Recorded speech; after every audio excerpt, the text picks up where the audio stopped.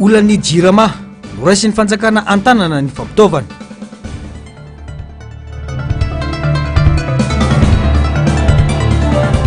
Fanondranana arenan-kibon'tany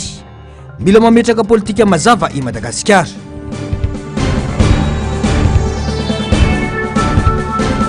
Fanenjehana ara-pitsarana ny filoha teo aloha tokony tsy ataotra izy raha nanao ny marina. Manatra ny fiarabanana tompoko lasy sy tompoko vavy tonga soa atao anatin'ny fotoanan'ny fampahalalam-baovao eto amin'ny fahitalavitra MBS. Manasoana ampanajana izay anaraka ny fampahalalam-baovao hatramin'ny farany.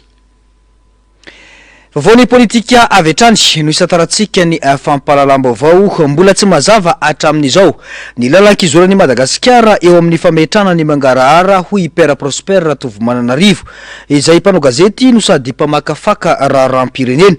No mafisiny fasarotra ny itondrana fanovana sy fivoarana ho an'ny firenena raha tsy misy ny politika matotra apetraka momba izay mangarahara izay.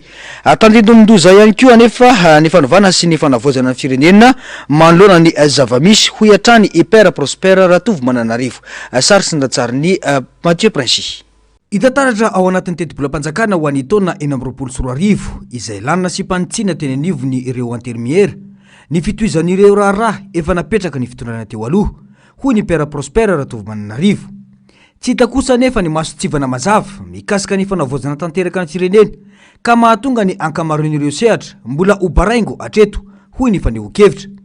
Tsy hita soritra koa ny drafitra na paikady apetraka ny fanjakana ho fanohanana ny FFKM mikasika ny fikonan-doha nasionaly hoy ihany Père Prosper Ratovomananarivo. Araka ny fanazavany tsy mazava ny andraikitry ny rafitra tokony ifanohana amin'izany ary tsy voafatra mazava ihany koa ny fipetra silamina tokony anatanterana ny fanakalozan-kevitra everina hitarika fanovana politika sy fiarahamonina hoy hatrany ny fanamafisana. Ohatra anankiray amin'izany le nanaovana ny teti-bolam-panjakana ny lanina teo izay nalaina fotsiny avy amin'ny zavatra nataony teo aloha fa tsy mifantoka amin'le hoe ahoana ny anarenana ny firenena ato anatin'ny tetezamita. Mbola tsy hita zany hoe manahoana ny resaka filaminana, manahoana ny resaka fampiarana lalàna radrariny, manahoana ny fitantanam-bola satria ny vola tsy misy eo an-tanana fa mbola mitovy amin'ny fomba teo aloha ihany, zany hoe ndraindray izy ianao alaim-panahy hoe lasa mamba misosoka ny voay ve zany amin'ny zavamisy. Ny dikan'izany le mangarahara eritreretintsika zany manila ihany amin'izao fotoana izao. Mbola manzavozavo tanteraka ny paikady apetraka ny fitondrana momba ny tetezamita. Tsy hita ny antotan-kevitra na drafitra entitra momba ny fomba hitantanana izany. Ny anjaran'ny toerana sehatra rehetra ary ny fomba azahoana antoka fa hitondra vokatra maharitra ho an'ny firenena izany hoy hatrany ny faneho-kevitra. Ny voalohany aloha fifantohana any amin'ilay refondation zany hoe ahoana no ahafahana manohana ny FFKM sy manomana n'le fiarahamonina ho an'ny fanarenana marina. Ny faharoa dia le transition tokony hazava. Ahoana ny hitantanana ny transition io, resaka fitantanam-bola fotsiny zany ohatra fa tsy hoe misy vola be ohatrany hoe misy vola be ho tantanana zany eo dia samy maika ny azo ny anjarany ny olona rehetra. Zany zao dia efa hita tsy mazava zany eo anatin'ilay transition. Ao anatin'ny transition hoe tsika mbola eritreritra hoe fampandrosoana ny ariananina zao ny tena maika be nefa tsy zay kory ny fantohan'le transition zao aloha fa fanarenana n'le olana ngeza be misy eto amin'ny firenena. Dia le olana mihitsy zany tsy afaka hatrehana amin'izao fotoana izao, tsy hitako izay programme PGE zany tsy zany ny maika fa ny feuille de route ho an'le transition dia ny rafitry ny transition ary ny vola ampiasaina ao amin'io transition io. Le nitenentsika teo ny inona maika any ambanivohitra fa tsy hoe téléphérique mbola maika zao, tsy maika ny téléphérique. Nanamafy Père Prosper Ratovomananarivo fa zava-dehibe ny fametrahana politika mangarahara sy drafitra mazava mba ahafahany vahoaka mandray anjara sy mahazo antoka ny lalana araina. Raha tsy amboarina ainganareo banga hita amin'ny fitantanana sy ny fifandraisan'ny rafitra samihafa ireo dia ahiny ny iverenana lesoka teo aloha ary mbola hitarazoka ny fivoarana sy ny fanarenana andrasan'ny firenena hoy ny fanamafisana. Vao makasika ny fanovana sy fanavozana izay hatrany nanamafy ny filoha nasionaly ny antoko HSVM fa ny fampianona ihany no antoka lehibe ho fahombiazana ho an'ny fikonan-doha ary den'izao ny fiomanana ho amin'izany no mafisiny fa andraikitry ny ministera ny fanavozana ny fitandrona ny fizotry ny adievitra itsankirany kosa nanamarika ny antoko teza fa mbola sarotra sy tsy mazava atreto ny tena drafitra ijoroany ny firenena samy hafa mantsy ny atao hoe fanarenana sy ny fanavozana ary tsy tokony hiaraka izany ho hatrany ny fanazavany tato-baovao eo amin'ny sarsina tsara ny tahiriny aina. Ny tena zava-dehibe hoy ny filoha nasionaly ny antoko HSVM marakoto vaorivo dia ny fampianona sy ny fanajana ny hevitra iombonan'ny vahoaka tsy tokony anjaka ny hevitra olotokana ka ho lasa fehi-kevitra fa ilaina ny feony maro nanamafy ity mpanao politika ity fa tsy tokony andry ny fotoana anaovana ny fikonan-doha vao hifamoaka hevitra fa mila atomboka den'izao ny fivondronan'ireo namana mitovitovy fijery kendrena hoy Rivorakoto vao ny amoahana fehi-kevitra tokana isoroana ny fipoirany hevitra maro samihafa rehefa tonga ny fotoana anaovana ny fikonan-doha no tsy pihany ihany koa fa andraikitry ny ministera ny fanavozana ny fiantohana fa tsy misy ady hevitra miala amin'ny foto-kevitra fototra dia ny fanovana sy ny fanavozana zay ny tena hevi-dehibe zay hoe fahaizana mieno sy mandamina tsy mety kosa aloha raha ohatra hoe tsisy fahaizana mieno zany hoe tiako lazany le fahaizana mieno zany hoe mba azo ny hevitry ny olona zay zany le fandamina aza dimy fa misy telonjato ny antoko politika eto dia ahoana daholo ny enonana zany mila fandaminana meloa zany hoe ahoana misy sehatra ve raha ny mpanao politika ary eo ny tokony tambatra koa ny mpanao politika izay mba mitovitovy hevitra mpanohatra teo aloha ny ady tamin'ny resaka tsy fanjarian'ny fifidianana sy ny sisa mba ho tolo-kevitra mitovitovy ihany ho atao anatin'ilay tolo-kevitra fa tsy eo zany tsika dia samy misy hevitra telonjato ohatra zany eo ny société civile eo ny tanora eo ny maramila eo ny hery velona rehetrarehetra ataoko hoe zay zany ny anjara asa lehibe an'ny ministère d'État amin'izao fotoana izao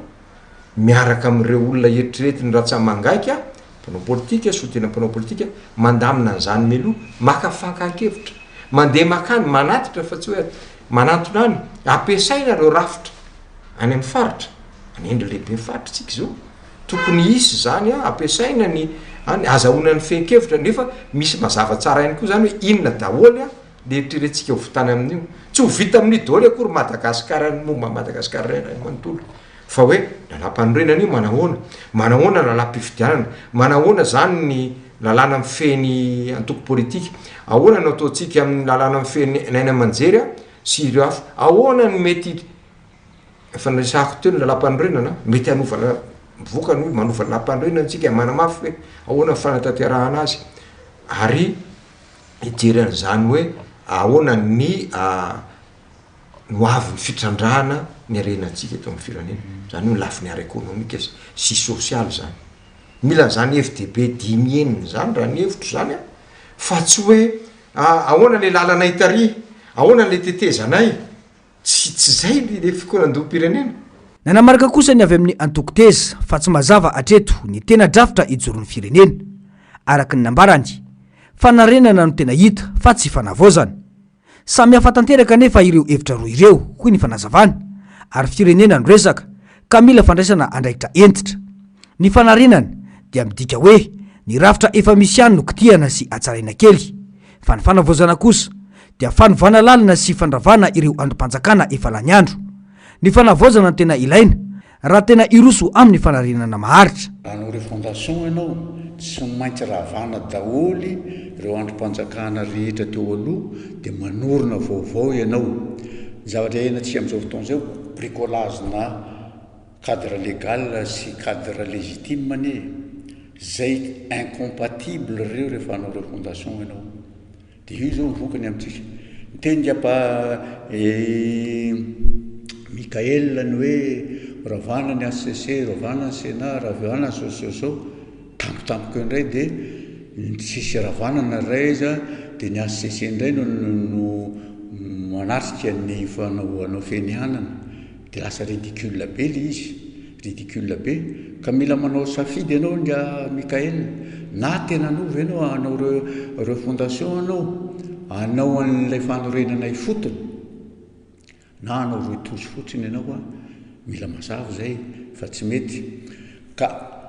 raha ho anay teza manokana dia mila fondation mila ravana daholo reo androm-panjakana rehetra ireo ny ACC ny aty amin'ny Sénat ny aty amin'ny Assemblée nationale ny aty amin'ny CENI ny aty amin'ny Samifine ny aty amin'ny Bianco mila ravana reo azy adino fa amina milliard d'ariary isam-bolana ne budget de fonctionnement reo rehefa ravana reo dia tokony nanangana assemblée constituante et de contrôle io assemblée constituante de contrôle io dia ny hery rehetra tsy akanavaka na société civile na parti politique na syndicat sisisa manana solotena ao io no anisan'ny androm-panjakana lehibe zay anao ny contrôle anao ny assainissement ny assemblée nationale ny amin'izao fotoana zao io asany zany hoe manao enquête parlementaire fa mba nanao ve izy hatramin'izao asany manao mise en accusation fa tsy asan'ny ministre kory mba manao ve izy tsisy ilana azy afa-tsy ny hoe mandany lalàna mikasika ny teti-bola sisisisa fotsiny dia zay ka aminay mila ravana reo mazava fa mbola misy tsy fitovian-kevitra lehibe eo amin'ireo antoko politika momba ny lalana tokony isoran'ny firenena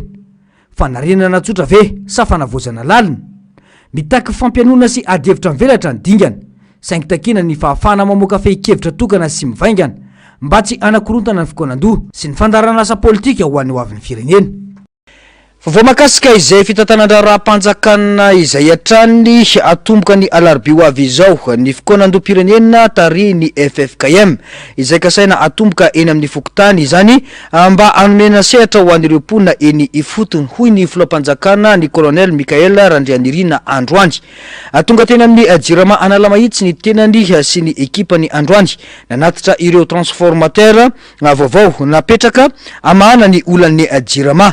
ny sintona nisain'ny vahoaka malagasy ihany koa indrindra mba ampitsahatra ny fanaratsiana eo amin'ny resaka fihavanana sy ny fifampiatsiana momba izany ny antsiprian'izay tanteriny Narcisse Karazafy eo amin'ny sarisiratsariny mbola avatsara Manodidina ny 10 miliara ariary ny vidin'ireo vata vaovao mpanova herinaratra tonga teny Analamahitsy ary ny fanjakana no niantoka izany fa tsy ny jirama raha nambarany filohan'ny fanavaozana ny Repoblika ny Madagasikara fiara-miasa tamina mpandraharaha avy eto an-toerana no nahafahana nanolotra ity fitaovana ity raha ny fanazavana ihany anoloana ireo transformateur efa antitra ka nipoka miteraka fahatapahan-jiro lavareny amin'ny karazana fivoriana kely teo am-pitsanganana teo zany fa ny fitondram-panjakana no nividy an'io mifiarah-miasa amina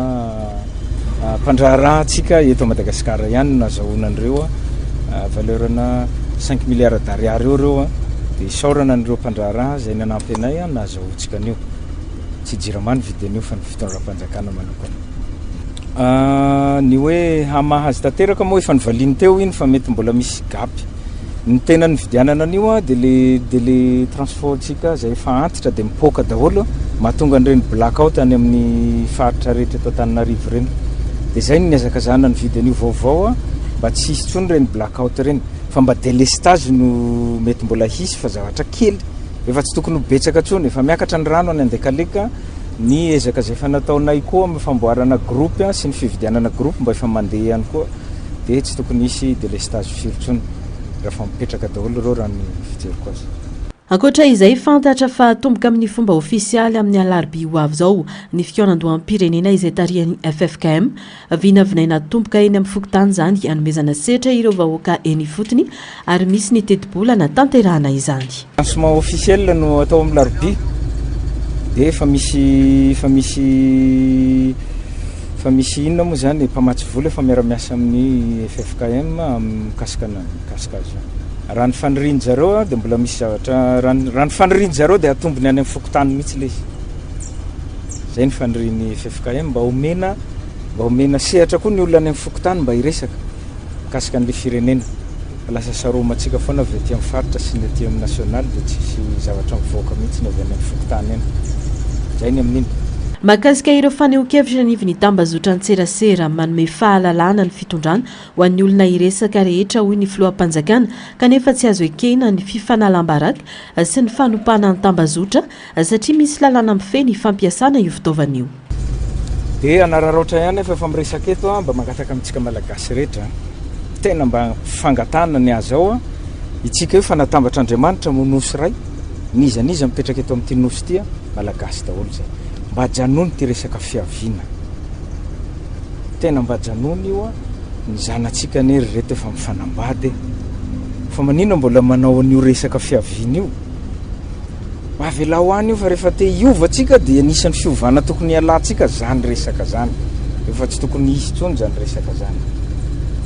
zay ny voalohany ny afatra faharoa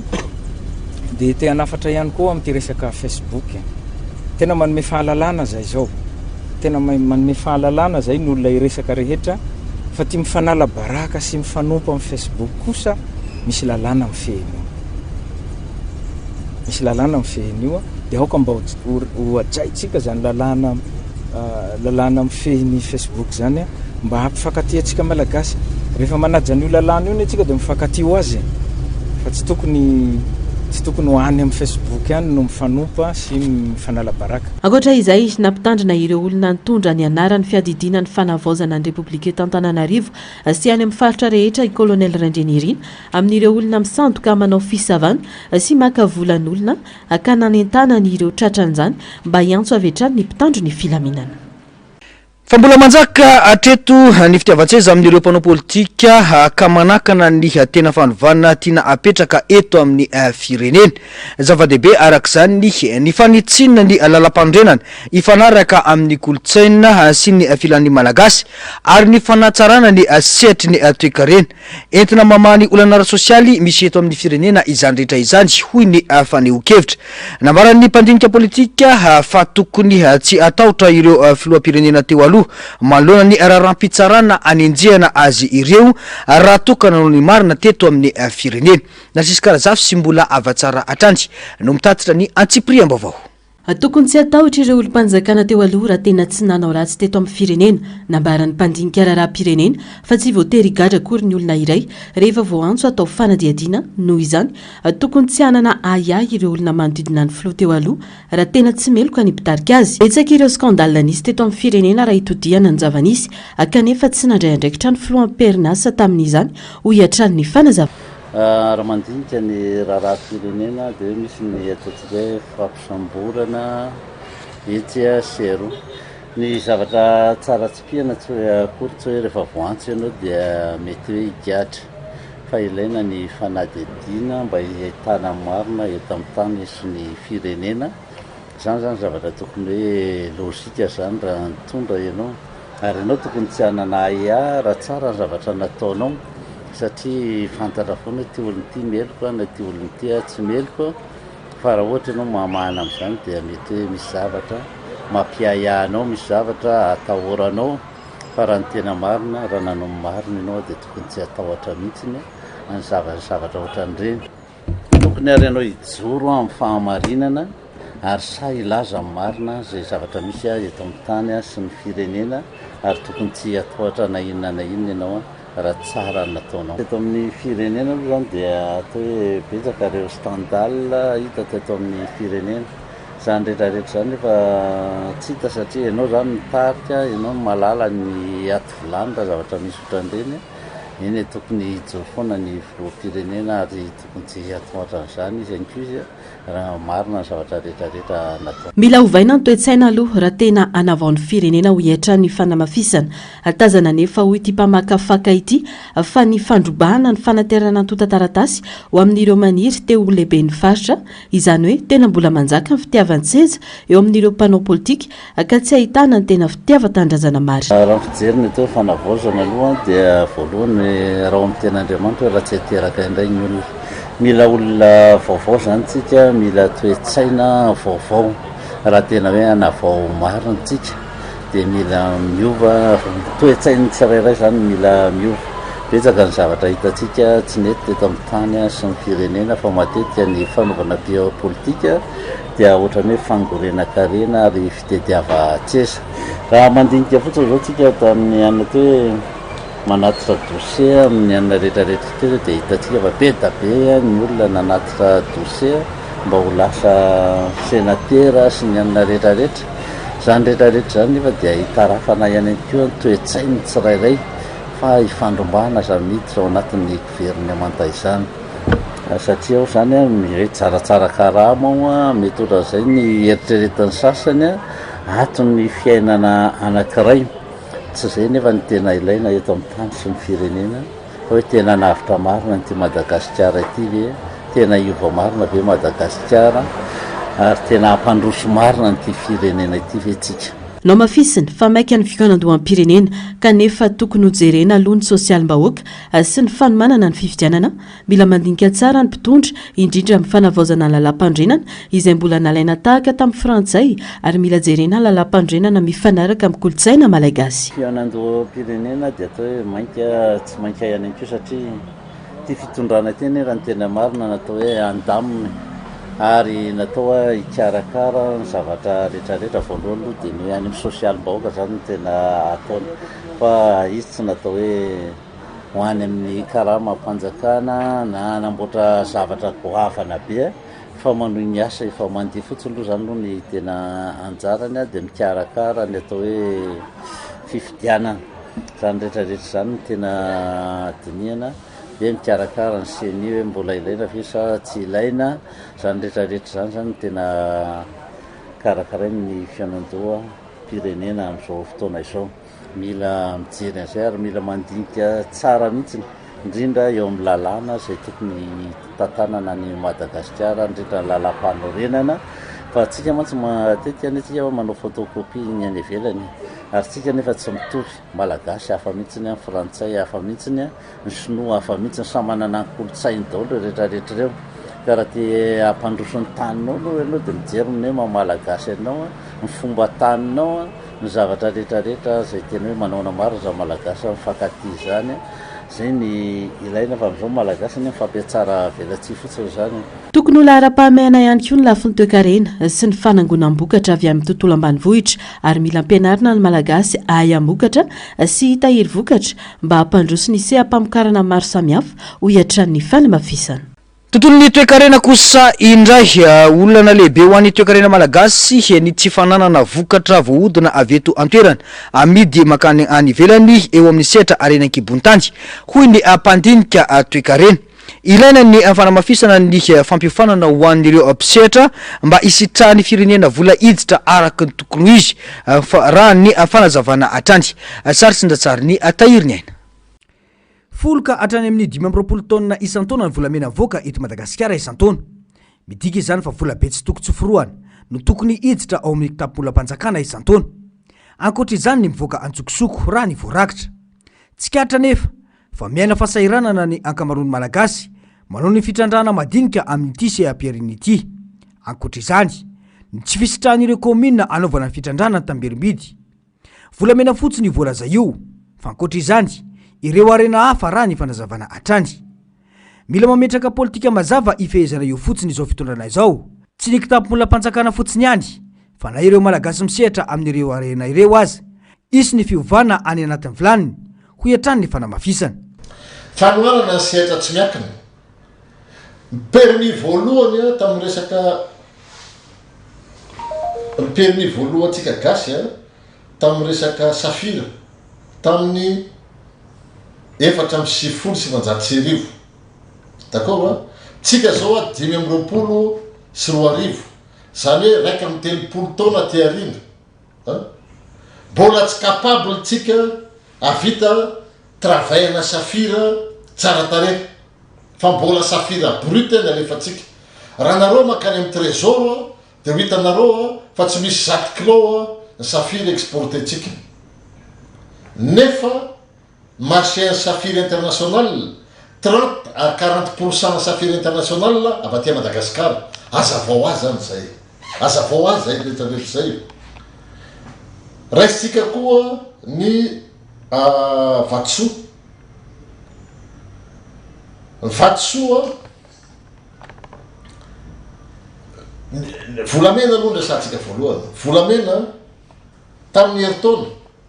angamba eo angamba ny volamena kely indrindra naondratsika misy orinasa enina nameny fitondrana auto agrément volamena enina nefa volamena tamin'ny heritaona kely indrindra naondratsika ny volamena eny misy trafika entre 10 à 25 kilo 10 à 25 tonnes azafady par an zay ny trafikana volamena misy eto tsara ny arenan-kibony tany eto amintsika ka ifandrombany ireo firenena matanjaka ny olana goavana nefa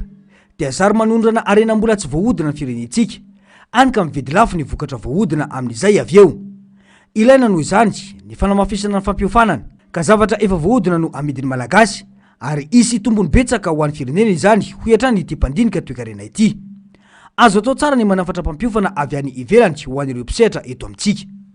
vovao makasika ny vidim-piainana kosa indray dia manodidina ny fitofaingo enina isanjato ny vidim-piainana tato anatin'ny 3 volana farany tamin'ity taona ity tsy misy afa-tsy ny famoronana asa ho an'ny tanora sy ny fampiakarana ny karaman'ny sehatra rehetra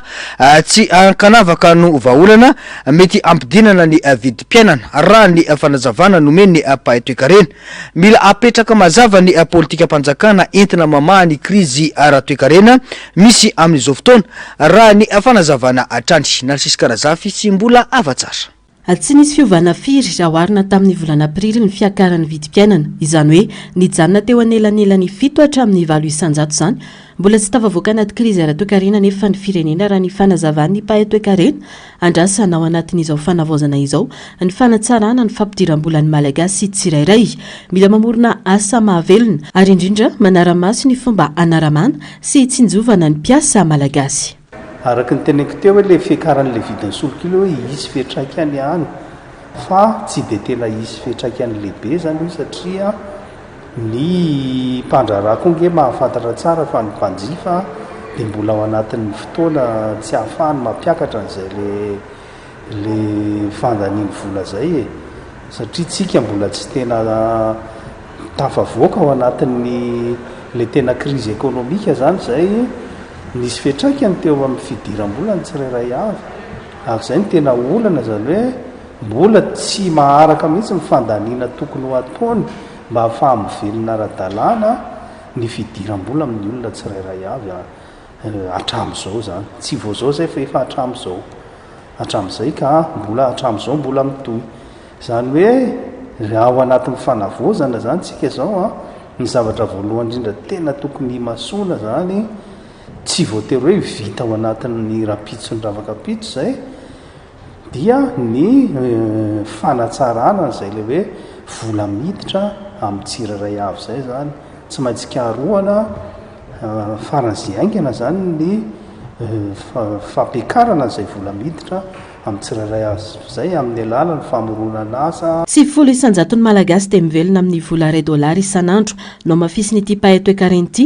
fa manome vahana ny mpandraraha sy ny mpampiasa ny volavola ny teti-bolam-panjakana amin'ny taona 2024 tsy niresahana tao anatin'io ny mikasika ny fampiakarana ny karama ho an'ny sehatra tsy miankina izay tena mizaka ny tserany aina amin'izao fotoana izao tsy njovona zany ireo le mpiasa fa tsy ny mpampiasa foana no voatery hotsinjovona ary zay tena andraikitra ny fanjakana mihitsy satria raha mijeny ny loi de finance farany teo zao tsika dia tena mitsinjo be ny mpandraraha le loi de finance satria le production sy hafana ihany koa zany manao relance an'le croissance économique fa tsy tantaratra loatra tao anatin'izay le tena hoe fitsinjovana na ny hoe fampiakarana zay le vola miditra amin'ny tsirairay zay fa antenaina kosa nefa raha isy le croissance économique vokatry le politika budgétaire ampiarana amin'izao dia hoe aoarina kely zany dia antenaina amin'izay fa mba hiakatra kely zay le vola miditra amin'ny tsirairay zay sy ny fahefa amin'ny vidin'ny tsirairay fa miaraka amin'izay koa dia tsy maintsy fehezina ny tsy ekarany io vidin'entana amin'ny ankapobeany io mba tsy sy nisondrobidy ankapobeny zany na ny inflation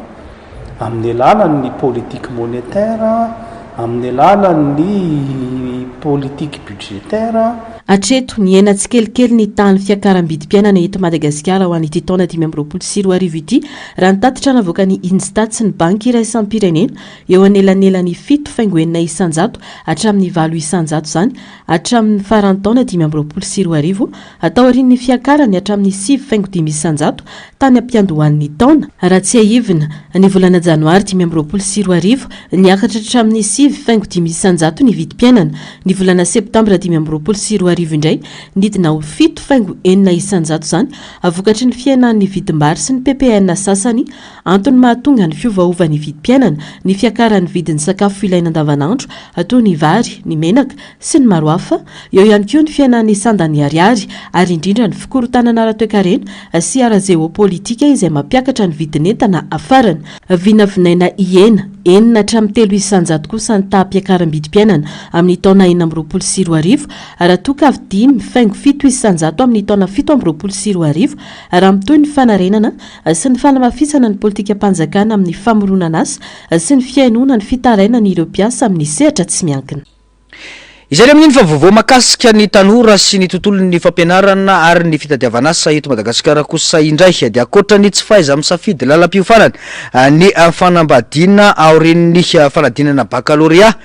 dia mbola olana saidray ny tanora ihany koa ny taotry ny anohy fianarana eny anivony Anjerimantolo ho an'ireo tanora avy amin'ny ambanivohitra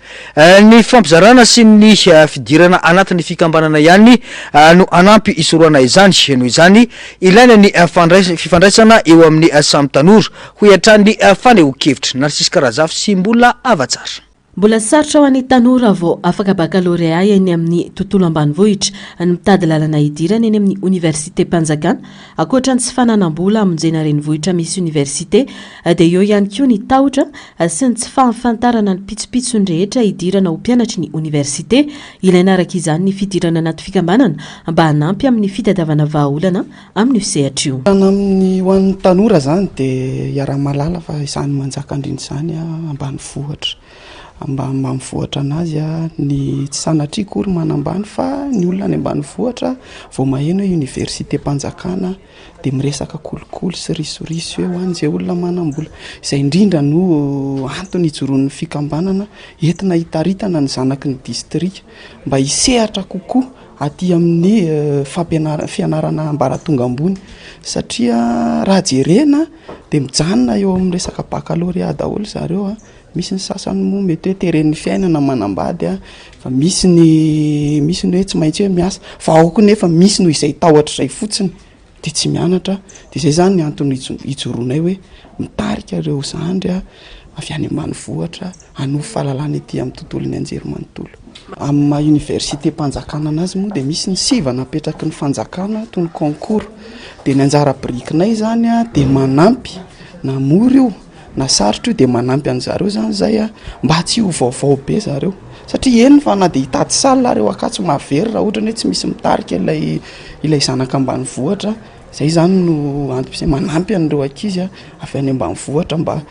tsy ho very tsy ho vaovao izy amin'ny tontolon'ny fampianarana ambony. Tanora manodidina ny 700 amin'izao fotoana no efa mpikambana ao anatin'ny fikambanan'ny mpianatry ny université avy any Manjakandriana mifanampy mifanoro ary indrindra mifampiantrano raha toka tsy manana havana na tsy misy trano ipetrahana eto amin'ny ndrenivohitra ireo mpianatra eo anivon'ny Anjerimantolo. Misy tokoa ny fifanampiana amin'ny resaka hoe trano fonenana sy ny resaka hoe enina dia famatanana satria izany mianatra ty Antananarivo zany mira vola dia zay zany miezaka zahay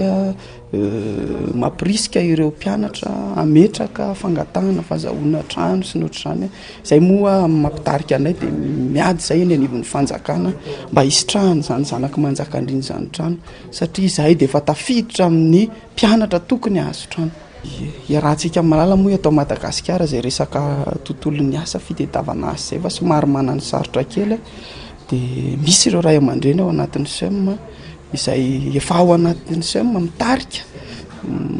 manoro ny lalako mbe tsy hoe mizara asa akory fa mitarika amin'izay lalana tokony izorana ary eto zay de mbola miantso any koa satria fantatra efa mbola be deabe ny ray aman-dreny any amin'ny sehatra maro samihafy any na miankina zany na tsy miankina amin'ny fanjakana mino zay fa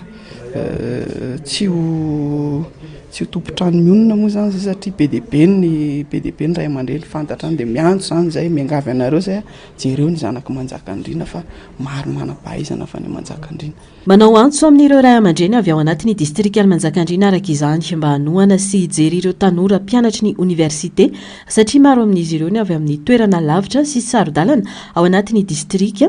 mano fahalalana ty Andrenivohitra satria maro amin'izy ireo no misedra olana raha tsy laza fa tsy ny fitadiavana stage fotsiny ihany. Nankalazaina androany moa ny 10 taona ny ity fikambanan'ny mpianatry ny université avy any Manjakandriana ity.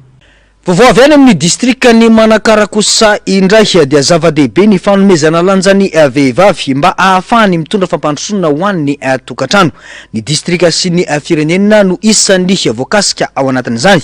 Mila fampiroboroboana ny setry ny fijahantany anampiana sy ampivoarana ireo vondron'olona eny ifotony ho an'ny distrikany Manakara. Narisikarazafy sy mbola avatsara no mitatitra ny Antsipriam-baovao. Sarotra ny fahafahana mihoatra ho an'ireo vehivavy raha tsy omena lanja sy sehatra ivelarana izy. Ho an'ny Manakara, maro ireo vehivavy miezaka mihoatra sy mikaroka fivelomana ho an'ny ankohonany. Ny fahafahan'ireo vehivavy mamelo tena no antoka iray andraisan'ny anjara lehibe amin'ny fampandrosoana ny faritra misy azy, ankoatra ny fanomezana sehatra ara-tsosialy sy ara-politika, ilaina ny fampisitrahana tetika asa maharitra, anamafisana ny fahaiza-manaon'ireo vehivavy, toy ny fanofanana arak'asa ary ny fanitarana ireo tambazotra ny vehivavy mpandraharaha.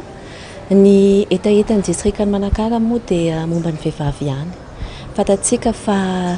ny vehivavy betsaka ny vehivavy manantena any amin'ny faritra misy anay any amin'ny distrikany Manakara ary ny tokony jerena manokana n'ireo vehivavy ireo satria izy ireo ny chef de ménage miainy ireo ny zanany ary nefa ny ireo zaza ireo no avy n'ity firenena ity.